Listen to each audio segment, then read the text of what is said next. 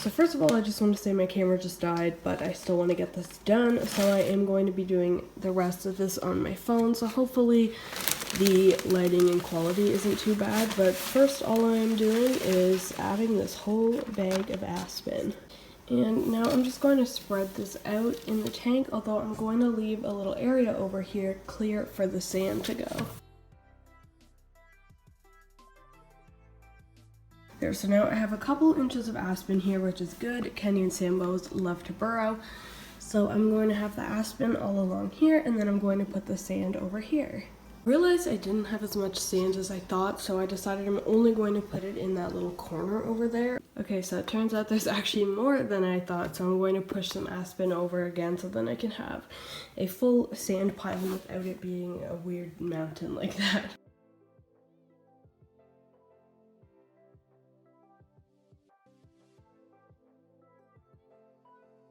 Okay, so here is what it's looking like so far. I have my little sand pit over here and some aspen over here this way. Now my sand boa has a little choice of where he wants to go. If he wants the aspen, he can go over here, and if he likes the sand, he can go over here. I'm going to go and add this hide just in this corner here. Sand boas don't really actually use hides at all since they just burrow, but whatever.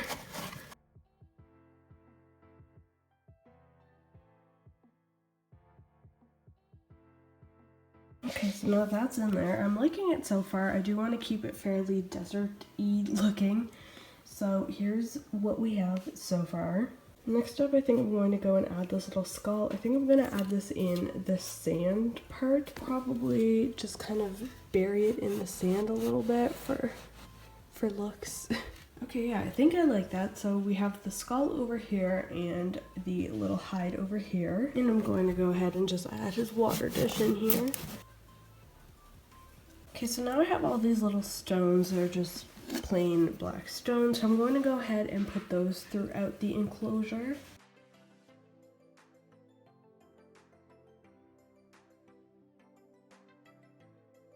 I have all these little teeny tiny fake plants. These are like aquarium plants, but I thought they would be like a nice little pop of color. I'm probably gonna kind of put these where the stones are, make sort of like a little garden type thing, you know what I mean? So let's go and put those in.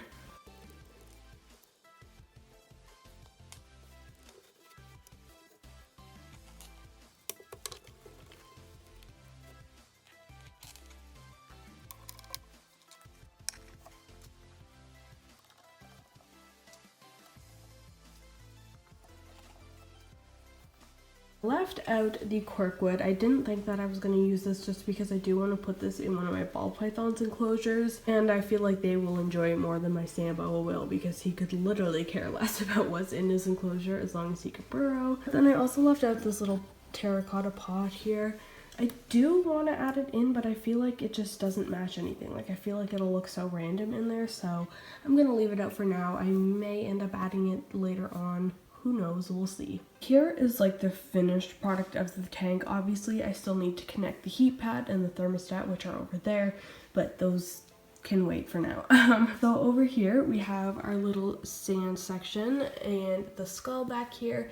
As you can see, I placed one of the plants inside the skull and then a couple of them throughout in the rocks. And then just kind of in the middle here is her water bowl, or his water bowl, sorry. And then there is this cute little hide that he won't actually ever use, but it's fine. And then some more plants and rocks over here.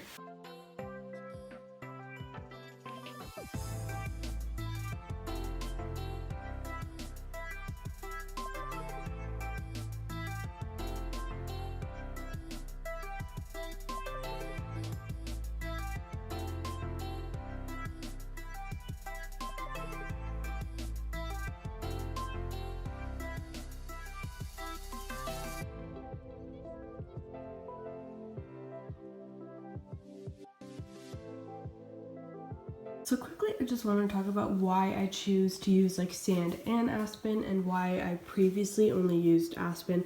This here is his old enclosure. It's really empty because obviously I took all of his stuff out and moved it in here. But he did have more than just Aspen. Basically, because a lot of people who don't know much about sand boas are like, why wouldn't you keep it on sand? Like, it's a sand boa. Basically, they like to burrow, and sand doesn't hold their burrows. The sand just like kind of collapses back in on their burrows, whereas Aspen holds their burrows so that they can like reuse them and they have like permanent tunnels. But now this way, where I'm using sand and Aspen, he can have the fun of them both. This way he can make some burrows in the Aspen area and they will hold, and then if he still wants to go have fun in the sand, he can totally do that. So personally, if you have a sand boa, I think this is like an awesome thing to do. Some sand, some Aspen, and you have a happy snake. Personally, I would just recommend not feeding them on the sand side because you don't want them to ingest any sand, so when you're feeding, just make sure you feed over the Aspen. Alright, let's go and find this little guy now.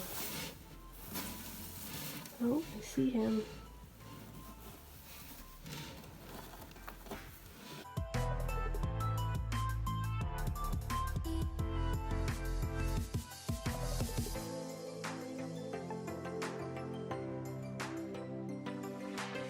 So this here is Comet. He's my Kenyan sand boa, and he is actually like almost a year and a half old. Kenyan sand boas are really slow growers, so even though he is like a year and a half, he's still really small. I mean, Kenyan sand boas full grown, they do stay pretty small anyways, but even with that, they are slow growers, so it does take them a couple years to reach their full size. And he's going up my sleeve. How nice. I mean, who needs a big 20-gallon enclosure when you have my sleeve, right? And just so you know, obviously I will be adding water, but I'm not going to do that until I move it into its permanent place, because then I will just spill the water everywhere.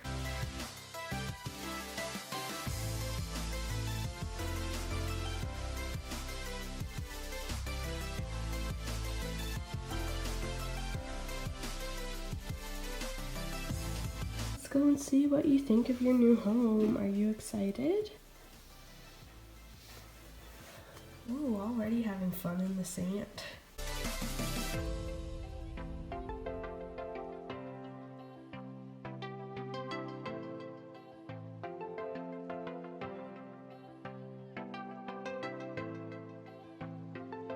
Looks like the sand was a hit. And now we'll just never see him ever again. Wow, you're just so exciting.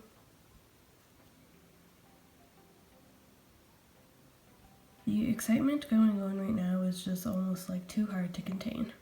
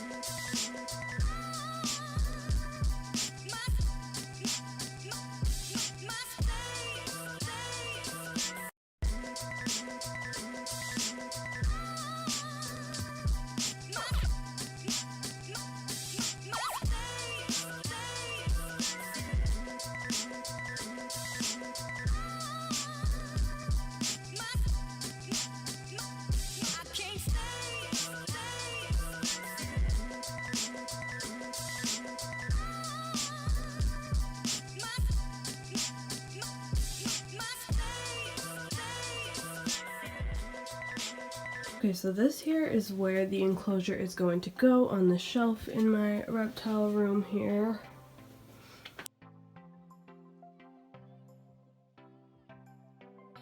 Okay, and the last thing is I now have the heat pad and thermostat set up. Obviously you can't see it because it's under here, but the heat pad is under there, and then I have my thermometer. Obviously it's still cool because I just plugged the heat mat in, so it still needs a bit to warm up. And then my thermostat is up here, and it's kind of a weird setup here because there's no power on this side of the room. There's only outlets over here, so I had to stretch this across the room in order to reach an outlet.